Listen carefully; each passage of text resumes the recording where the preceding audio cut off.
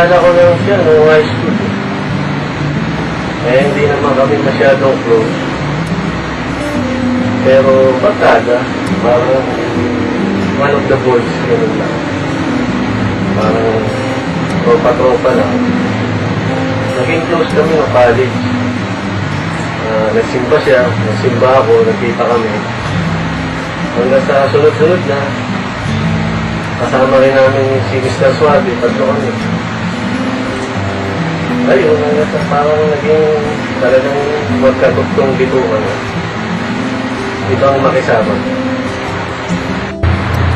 Magkasama kami nung elementary pa hanggang college.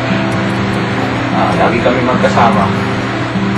Hindi kami mapaghiwalay siguro sa isang linggo, 4 na beses kami nakikita niya. Lagi kaming lumalabas kasama yung ibang kaibigan. Lagi kami magkasama sa kalokohan. Isang beses, November 1 naiwan kaming dalawa. Lahat ng inintay namin dito dumating. Nasa sementeryo kaming dalawa na lang. Ang ginawa nito, nagyaya.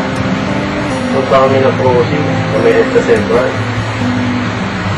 Bumili kami ng beer sa 7-Eleven, doon kami na dito sa ilalim ng flyover. Pag uwi namin, madaling araw na. Nasakay kami ng jeep. Nilasakyan namin, puro iglesia. Nagdasal ko, may over, habang biyahe. Ibang plano na ito. Minsan nagka-problema ako, mabigat. Hindi ko nga kinaya eh. Iyak ako ng iyak. Lagi ako nagdadasal. Punta ako sa simbahan.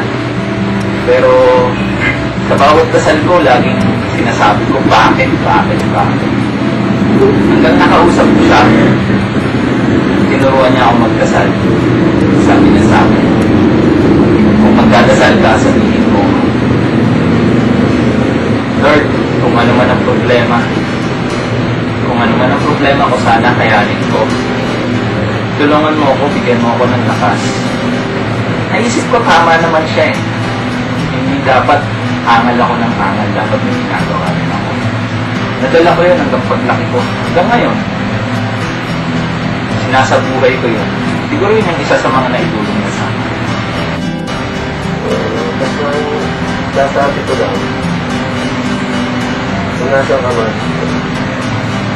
sana, alam ko, masaya ka dyan. Marami kang nakapasayang tao dito.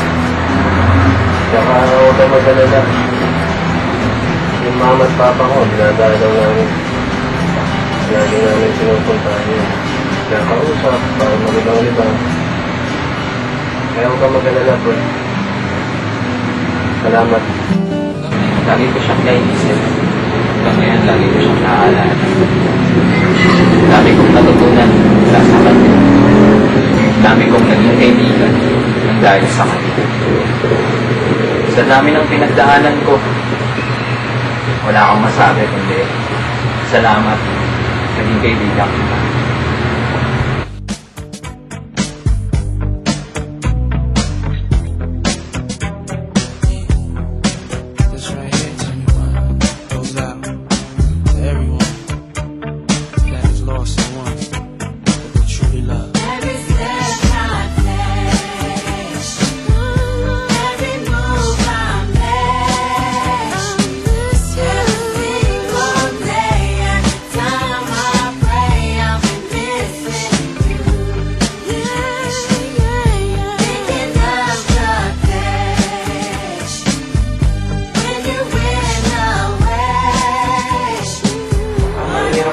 Anong parang pinakamahirap makamiss ka ng alam mong hindi mo na magkita?